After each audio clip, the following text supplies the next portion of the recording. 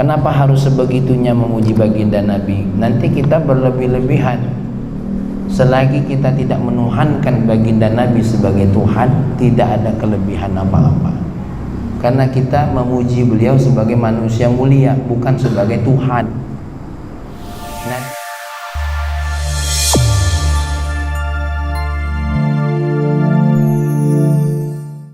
Assalamualaikum warahmatullahi wabarakatuh. Alhamdulillah, wassalatu wassalamu ala habibina nabiyina syafi'ina Muhammad ibni Abdullah wa alihi wa sahabah amma ba'du. Qala Allah Ta'ala fil Qur'anil Karim, a'udzu billahi minasyaitonir rajim. Bismillahirrahmanirrahim.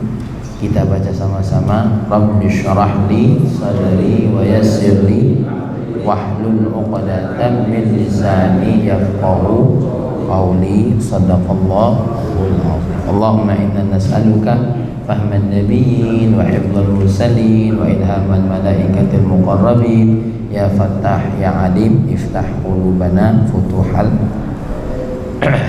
Sebelum saya membaca isi kitab lanjutan daripada kajian dengan Abah Haji, mungkin ada yang bertanya, kenapa majelis ini senantiasa dibuka dengan sholawat?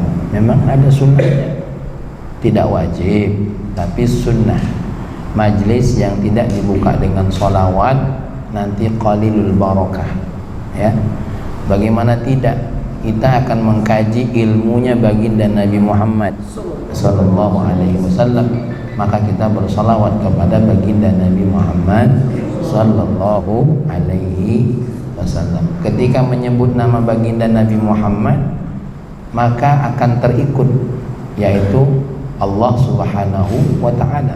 Karena sejatinya makhluk yang dicintai dan paling dicintai oleh Allah adalah baginda Nabi Muhammad. Kenapa harus sebegitunya memuji baginda Nabi? Nanti kita berlebih-lebihan. Selagi kita tidak menuhankan baginda Nabi sebagai Tuhan, tidak ada kelebihan apa-apa. Karena kita memuji beliau sebagai manusia mulia, bukan sebagai Tuhan. Nabi kita ucapkan sebagai pemberi syafaat. Memang Allah yang memberikan hak itu, ya. Kita puji baginda Nabi, akhlaknya agung, memang Allah yang muji. Allah berfirman, innaka la'ala khuluqin azim. Kita disuruh perbanyak sholawat. Satu, Allah yang perintah, innallaha wa malaikatahu yusalluna 'alan nabi ya ayyuhalladzina amanu sallu 'alaihi sallimu taslima. Memang Allah yang perintah. Kalau Allah tak perintah, kita tak salawat. Yang kedua, bukan cuma Allah yang perintah, Allah yang melakukan salawat. Innallaha wa malaikatahu yusalluna 'alan nabi. Allah yang bersalawat, dan Allah tidak berhenti bersalawat. Yusallun pakai fi'il mudhari', tidak berhenti, ya. Terus Nabi yang bersabda yang ketiga, man shalla alayya wahidatan sallallahu alaihi asyra. Siapa yang bersalawat kepada aku satu kali, maka Allah akan bersalawat kepadanya berapa kali? 10 kali. Kata sahibu hadzal kitab Al-Habib Abdullah bin Alwi bin Muhammad Al-Haddad, 1 kali saja Allah bersalawat merahmati kita, 1 kali, tidak usah 10 kali. Itu sudah lebih baik daripada dunia seisi, ya. Jadi kalau untuk bersalawat itu jangan ragu-ragu. Kemudian Pak Ari nanya, tapi lafadznya macam-macam. Bersalawat kepada Nabi itu tidak ada lafadz tertentu. Walaupun yang warid dari Nabi apa? 1, Allahumma salli ala Muhammad wa ala ali Muhammad. Ini yang warid dari baginda Nabi. Jibril punya salawat sendiri, sallallahu ala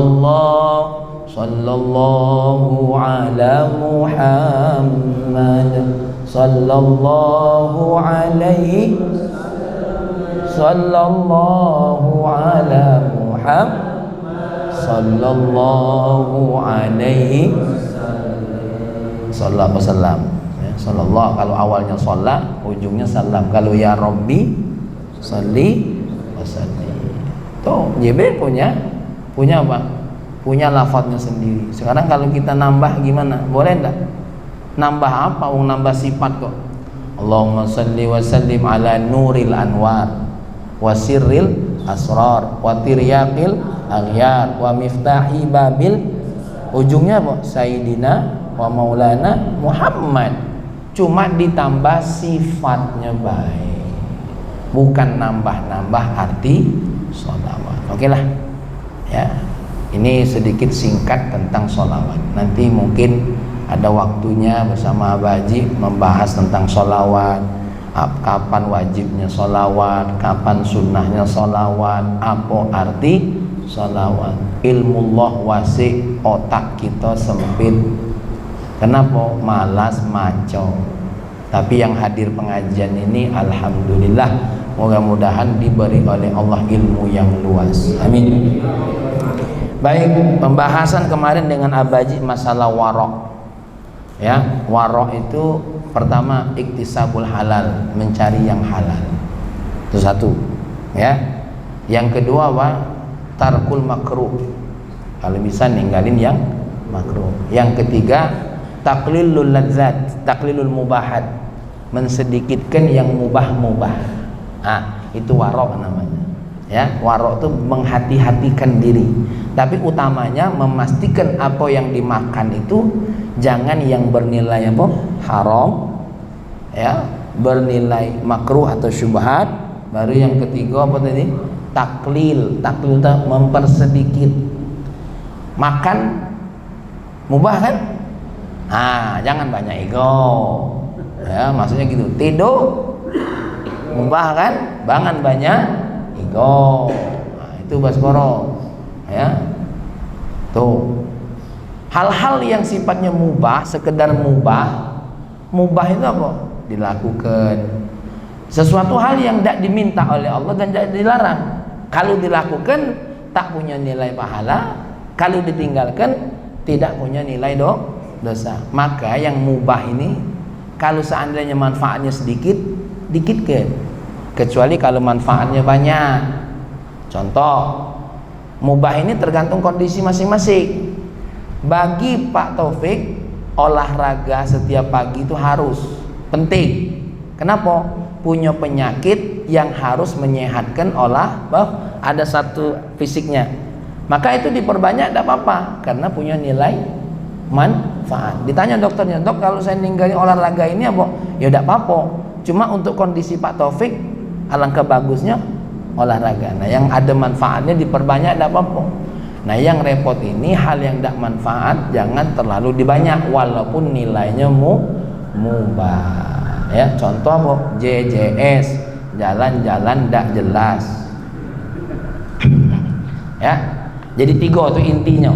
Ya, dari sisi warok. Apa tadi? Warok tadi utamanya ninggalkan yang haram. Sudah ninggalkan yang haram itu sudah warok tuh namanya. Ya. Yang kedua tadi apa? Ninggalkan yang subhat, yang makruh. Yang ketiga apa? Taklil, mendikitkan yang mubah. Ya. Baik. Contoh, punya koleksi baju, haram enggak? Enggak haram, enggak apa-apa. Tapi jangan terlalu banyak ego koleksi, akhirnya enggak kepake. Ya. Buang-buang duit. Saya punya guru, juga guru Abah Haji, namanya Abu Ya Asy'ari, bajunya cuma sekoper. Nanti kalau sudah tak dipakai lagi, injunya wong lain beli lagi. Bajunya cuma berapa lembar. Ya, beda dengan bajunya Malukman mungkin 3 lemari. Ya, mungkin lemarinya B3. Nah, yang sudah terlalu banyak deh. Jangan banyak ego. Yang pasti dipakai, be. Maka jangan heran kalau ada, wah, Ustadz ini bajunya muter-muter itu tuh lah. Bukan apa-apa. Satu, memang menjalankan sunnah Nabi. Yang kedua, buntu.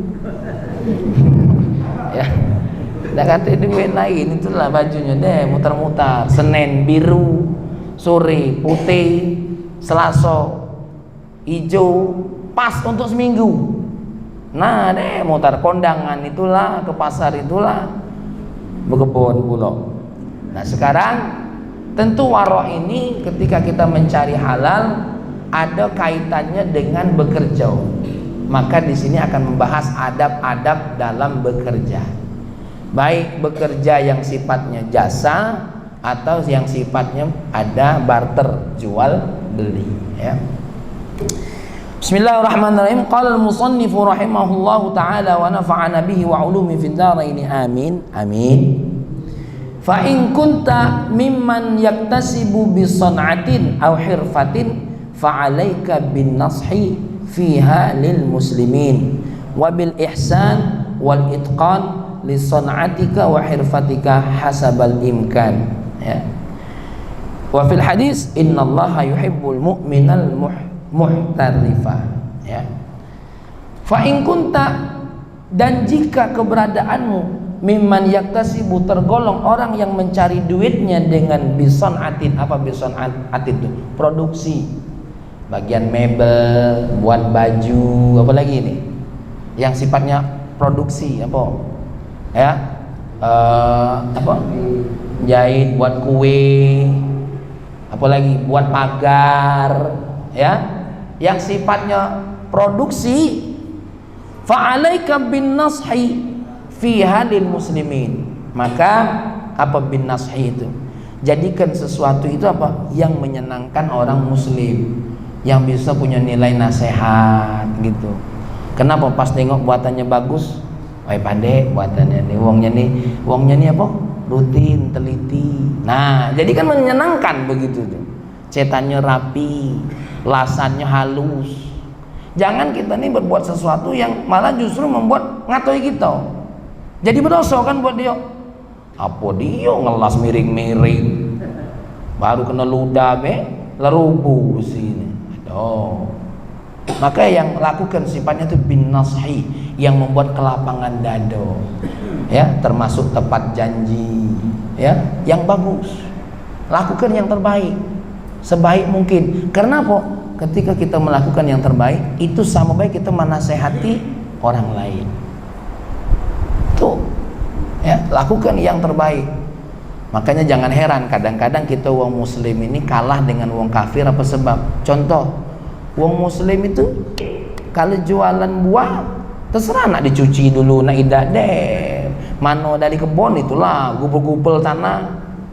Ini tidak melaksanakan ajaran. Mestinya buah yang nak dijual tadi dibersihkan, ya, diinjuk cap, dibungkus rapi. Maka jangan heran kadang-kadang kapanlah masuk toko mereka jadi mahal, ya. Dan wong beli kenapa? Yang tadinya dicuci kalau sama kita apa? Ijonya hilang, ketutup tanah. Sama dia, hijau, diinjuknya lampu pula, cocok. Tambah lagi lampu kedap-kedip, ada, ya. Dah panjang ya lanjut ini, ya. Wabil ihsan wal itqan. Apa ihsan itu? Ya itu di intinya. Ihsan itu apa? Lakukan sebaik mungkin, dengan baik lah, apa? Memberikan pelayanan yang terbaik. Contoh, ibu ini alhamdulillah pagarnya lah terpasang, coba tengok ya, nanti kalau ada yang kendor panggil kami. Itu namanya bil ihsan. Jangan apa goyang disembunyi-sembunyikan. Nah, tunjukkan yang terbaik, ya. Wabil ihsan wal itqan, seperti Sayyidina Ali kalau bekerja, ya, seperti Sayyidina Ali kalau bekerja, dia bekerja dengan seorang ibu-ibu, ya, sampai ibu-ibu nih heran. Ya Ali, aku cuma minta seperti ini, tidak terlalu harus begini. Tidak apa-apa. Kenapa? Gitulah Sayyidina Ali kalau bekerja. Kalau diminta oleh uang 80%, sama dia kasih 100%.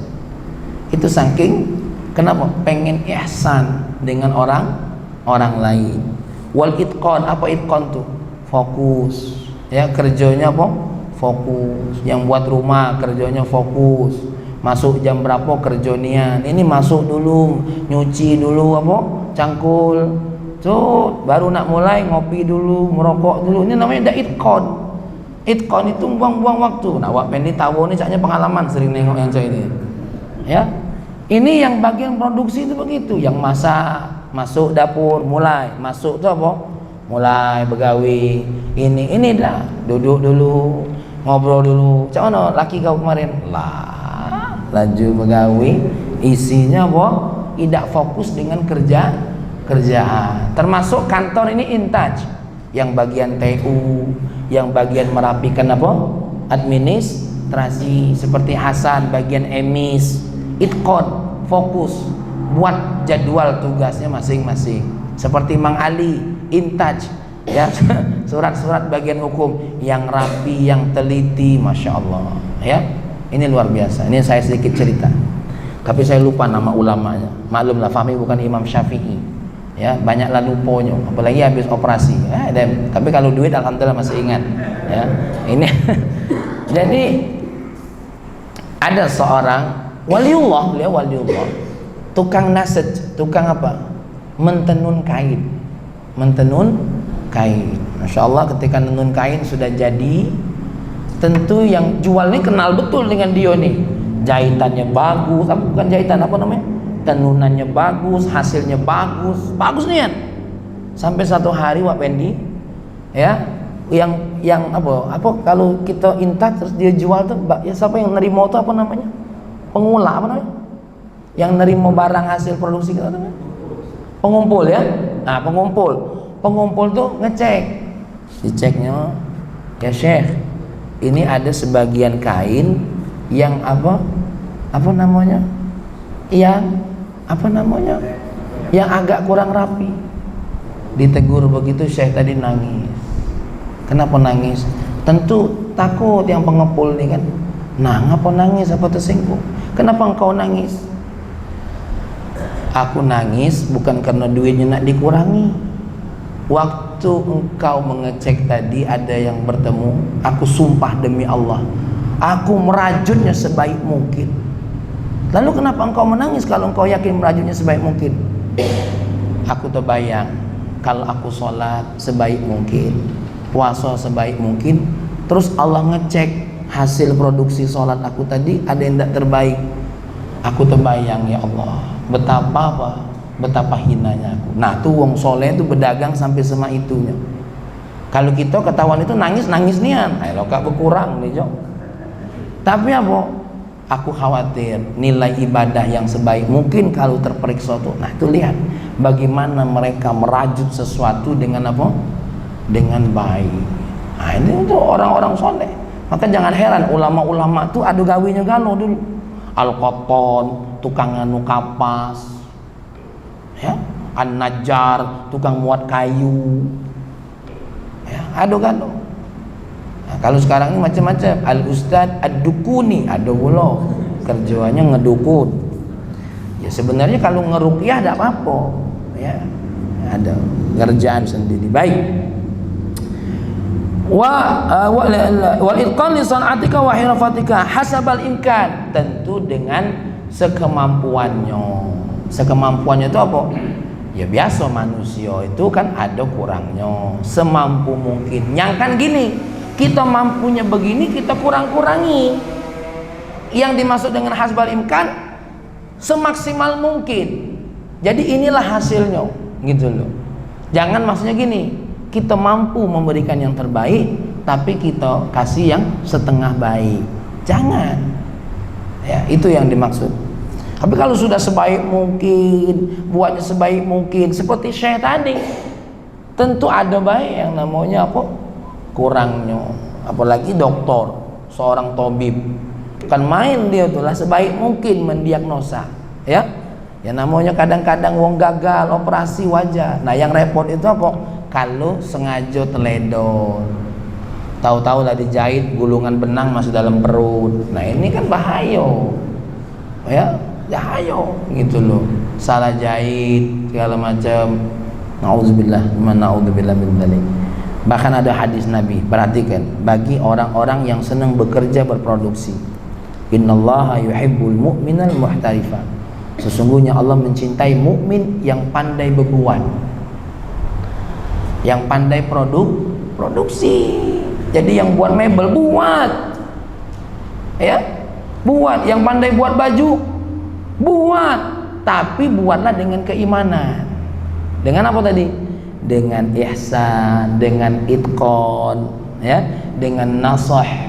Nasah itu apa? Memberikan kelapangan bagi orang. Oi, bisa buat rumah tuh kalau yang mesennya apa nengok hasilnya bagus, wah doa terus dia. woi ini nukangnya itu lah, woi wadah nian, hati-hati nian, dia ngaduk semennya hati-hati nian, pelan-pelan cak ngaduk ini godo-godo, lembut nian adonannya bagus, plesterannya ya Allah, ya seperti tadi Fahmi ke bengkel ada ngecek mobil karena sering dibawa, sebentar saja saya habis nganu sporing tes dulu, habis dites masih agak lari ke kiri saja, minta waktunya kita orang lagi dalam hati ya Allah. Woi senang kita dapat dia kan. Kadang-kadang kan ada yang habis sporing diam Ustaz, apa dek? Pas ini masih miring.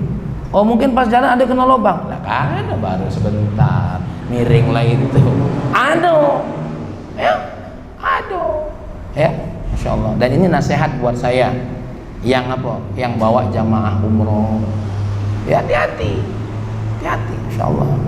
Nah, wa iyyaka wal kadhiba wal ghish. Awas, jangan sampai dusta, jangan sampai curang. Wa kathratil ikhlaf bil wa'di, jangan terlalu banyak ingkar janji. Insyaallah. Ini adab-adabnya ya. Wa min ghadin ba'da ghadin, apalagi janjinya besok terus. Awas, lagi orang kecewa dengan kita. Kalau sudah kecewa, doanya buruk. Minimal walaupun tidak berdoa dia cerita. Jahit di mana kau? Situ nah. Dan lah, itu janjinya seminggu, jadinya 2 tahun, lama, ya, hati-hati, ya, termasuk apa, curang itu apa, yang mungkin ada orang punya usaha tapi administrasinya kurang baik, perasaan langga apa, uji karyawannya, aku nih belum terima gaji, uji dia apa, dan nerimo gaji, nah ini merusak lagi, akhirnya menzalimi orang lain. Masya Allah. Wahdhar kullal hadri minat tasahul fi tarki itqanil hirfah. Hati-hati kalau ada yang apa? Teledor, sengaja untuk apa? Tidak melakukan hasil produksinya dengan itqan, dengan fokus, dengan apa? Itqan itu ya. Terjemah bahasa kita atau dengan teliti. Hati-hati. Hati-hati. Fi muamalati man la ya'rifuha kama yanbaghi. Dalam urusan muamalah, apalagi kita sengaja muamalah wong yang tidak ngerti, dia tidak tahu ini. Hati-hati. Kadang-kadang sengaja. Fatatasahal fi haqqihi wa tagharrihi liqillati ma'rifatihi. Tapi sebaliknya, ya, kita lebih memberikan apa? Kemudahan bagi mereka, ya, bagi mereka. Nah, ini berat ini ya. Waqad warada wailul litajir min la wallahi wa bala wallahi wa wailul lil muhtarib min ghadin ba'da ghadin. Ya. Hati-hati, celakalah bagi tajir yang mengatakan la wallahi, sumpah tidak, sumpah nian. Bala, yonian, sumpah demi Allah. Maksudnya apa? Ini mohon maaf Pak, ini kayunya tidak benar yo. Tidak, ini benar. Hati-hati yang apa menutupi apa kesalahannya. Terus ada kan kadang-kadang apa namanya wong yang tidak tahu tuh ngomong, wah ini kayunya catnya bagus, oh iya ini kupele kan yang bagus sumpah nih, padahal dicari ke yang buruk. Tapi karena yang nengok tadi kan tidak tahu dia mana kayu yang bagus tuh, catnya bagus Pak, iya bagus nian, hati-hati nih ya. Begitu juga dengan apa yang memproduksi punya janji sok besok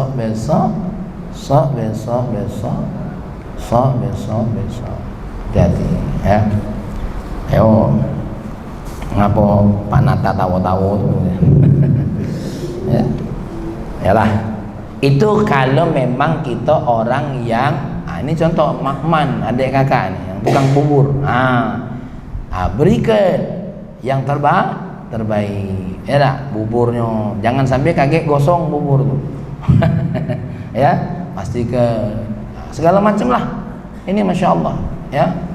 Maka kita ini ketika orang yang ahli membuat sesuatu sudah curang, disitulah nanti timbul apa? Timbul peperangan, timbul kekecewaan yang banyak. Kecuali kalau sudah sebaik mungkin ada kurangnya, itu di luar kemampuan kita ya lain lagi, mohon maaf Pak, inilah kemampuan kami, aku sudah sebaik mungkin nak baca hidayah. Ya seperti kita nak mendidik anak, tak baca hidayah milik Allah. Jangankan anak orang lain, anak kita dewek baik belum tentu berhasil kita didik, apalagi macam Fahmi ni, ya anak banyak ya, seperti contoh yang kabur dari pondok, kadang-kadang lah dihukum, lah dipanggil wong tuanya, malam wak pendik kabur lagi, lari lagi, pening pala gitu. Kita khawatir kalau dia kabur nyampak dari pagar, ya segala macam. Ya memang itu kalau sudah itqon lah benar-benar dibuat, ya hasbiyallahu la ilaha illa wa alaihi tawakkaltu wa huwa rabbul arsyil azim, ya.